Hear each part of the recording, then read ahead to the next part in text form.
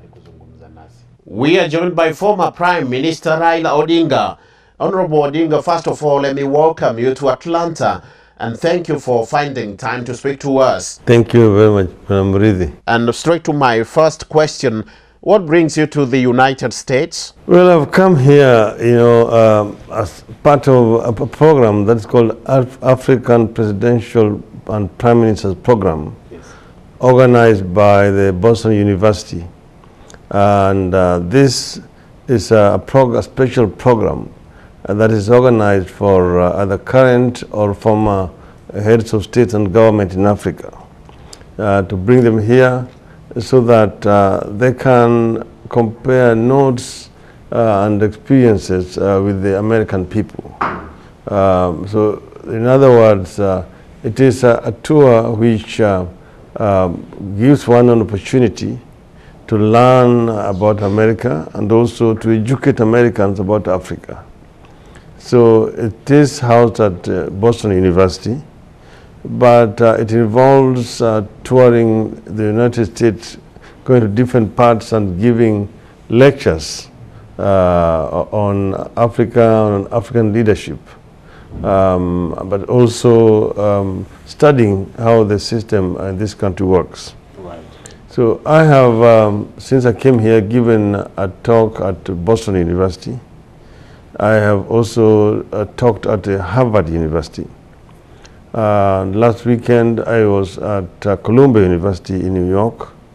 And now to Atlanta I have come specifically to talk here. Yesterday I gave a talk at Morehouse College. And today I have been to the Martin Luther King Center. I'm meeting a number of American citizens, professionals, professors, politicians, and even businessmen generally. So, but I'm also talking to Kenyans wherever I go. Now, I'm sure, Honorable Odinga, you've been following what has been happening in Kenya, especially when it comes to insecurity. We have received very disturbing reports on what has been going on in our country.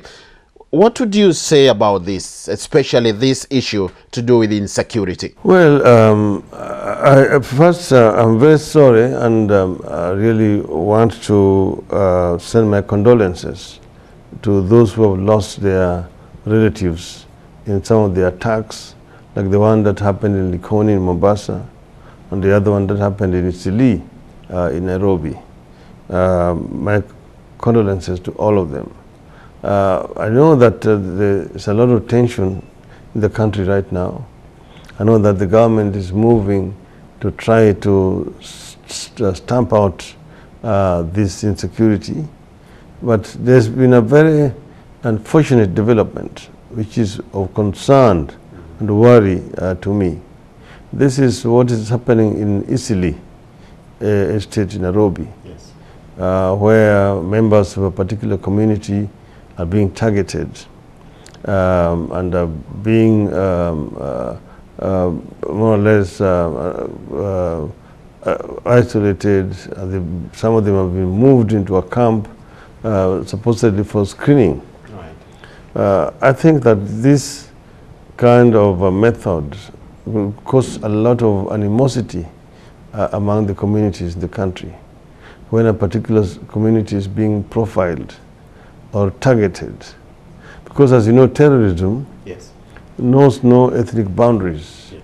We've seen Luos, Lohias, Kikuyus, Kambas, Kalenjins coming out as Al-Shabaab terrorists.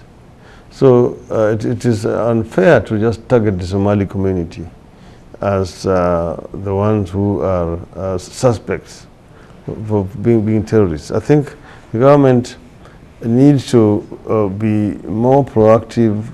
The government needs to step up information gathering in this area, so that they are able to detect these people before they commit their crimes. I think that the intelligence gathering is wanting in the country. And I think also that the police, the CID, are not doing a good job. And also the courts are not being very helpful. Because when you find that terrorists are arrested or suspect and taken to court, they are released on bond and on bail to go and continue committing those crimes. Yes. So I think that our criminal justice system itself generally is not effective enough. And we must continue with the reforms which we had started in the police force, Yeah. in the judiciary, in the in the intelligence and so on, so that we have an effective security system or network in the country. Yeah, because as you know, Eastleigh estate Yes. is large, and it contains members of various ethnic communities. Not only Somalis live in Eastleigh, Right. and there's other members of other communities who live in Eastleigh. So to target just a particular community and demand that they must produce identity cards and so on, I think is unfair. It's unfair. I don't think that is how to do it at all. As I've mentioned, it creates a lot of animosity Yes. among the people. And some people will feel that they are lesser Kenyans than other Kenyans. It is also not right to say that, oh, we don't know whether this is a Kenyan Somali or a Somali around here. Yeah. How do we know that this is a Kenyan Masai and not a Tanzanian Masai? Or this is a Kenyan Luo and not a Tanzanian Luo? Or a Kuria? Yes. Or a Digo, for Yeah. example. Now let's talk about another issue that is of great concern among Kenyans in the diaspora.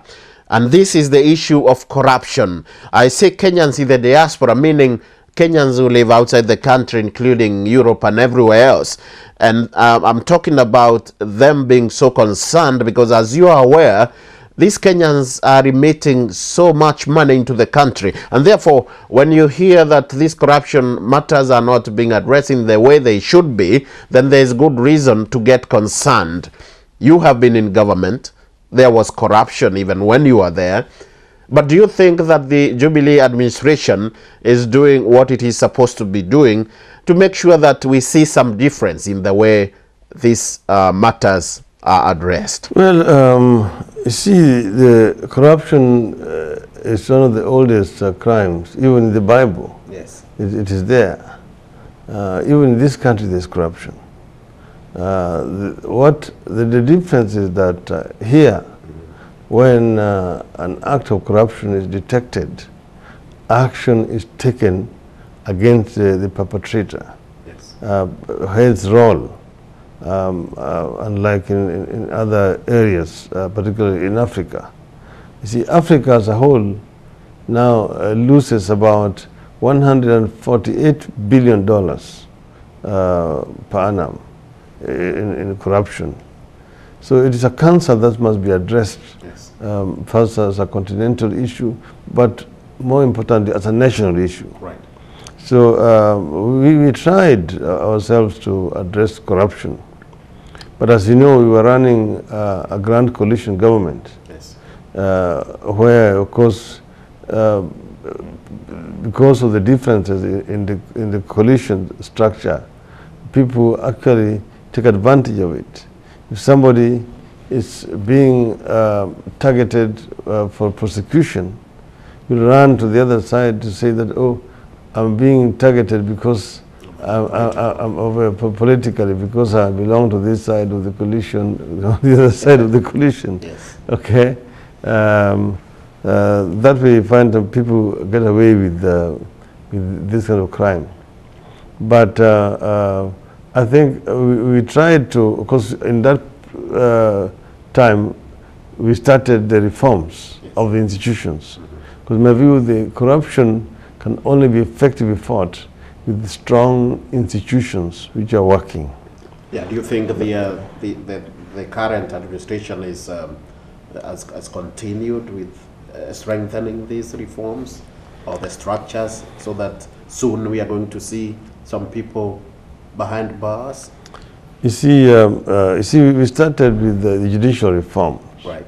Because remember, people were being prosecuted even in the past. You remember, there are quite a number of people in the Goldenberg cases, Yes. which have been taken to court, except that there have been no conviction. No conviction.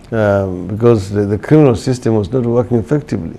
First, the prosecution, you find that investigations have not been done effectively, there are loopholes, or the judiciary itself was unaccomplished in some of those cases.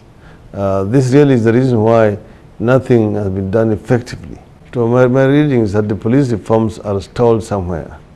They are not moving as fast, and they are not as comprehensive as they should have been.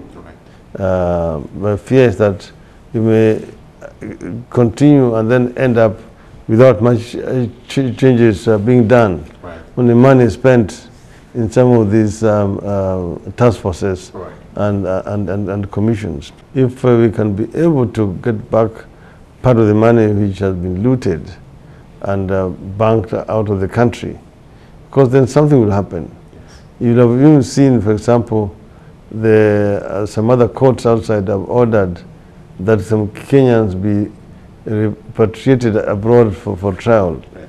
But that thing has not passed through our court itself.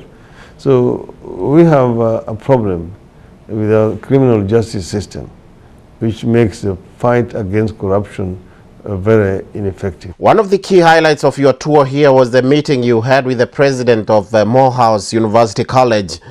What did you get out of it? What I raised with the President Wilson Yes. of Morehouse College was the possibility of admitting more Kenyan students at the college. And he was happy to assure me that, yes, they are ready and willing, and that they are going to increase opportunities Yes. for Kenyans at that college. So I was very, very, very impressed, and they are willing also to work jointly with other institutions of higher learning in Kenya. You've been here in the United States for over 2 months now, and you have told me that you will be here until the end of May. We have had media reports saying that some of your supporters back in Kenya are missing you. What would you say to them? Well, you see, I accepted this program Yes. first because of its content. Right. And secondly, is that nobody is indispensable. Right. I know that our movement is going on, contrary to what was being said. Yes. I know that our party is moving on. I am in constant contact with them, Yeah. and I know that they are strategizing, that they are preparing a lot of things that they want to bring forward. But they're also working on strengthening the party itself. And also the coalition Yes. is working together. As you know, we have Honorable Kalonzo Musyoka and Honorable Moses Wetangula. Yes. They are jointly working together very well. I am actually very grateful to all of them. I really want to assure our supporters Yes. countrywide Yes. that though we are out here, we are very much with them in spirit. We know what Kenya is going through right now. We know the challenges which our country is facing. We wish everybody well, even in the government. Yes. Those who are in the government, we know, are also facing a lot of challenges in trying to perform their duties. Right. We also wish them well, Yeah. as things stand right now. So though I am away from Kenya, but my heart and spirit is very much back The people of with Kenya. the people of Kenya. Some of our viewers wonder what kind of a relationship there is between you and President Uhuru Kenyatta. And I'm just wondering, do you talk? Have you been talking of late? Yes, like when I was leaving the country, I called him and he called me back and we talked. And I told him I was going to be away for this long period of time. And I wished him well in whatever he's doing. So anytime when they need me, of course, they know how to reach me wherever we are. You know, I am in this program. I was here with the former Tanzanian Prime Minister, Mr. Somali. Yes. Of course, here you can see that the Tanzanian embassy has sent an official to receive him, to move around with him as he goes around this country. But although I informed the Office of the Foreign Affairs of my departure from Kenya, I have not received or have not seen any official from Kenyan embassy here since I arrived. That we would say would be the only negative thing that I would say about our mission here in this country.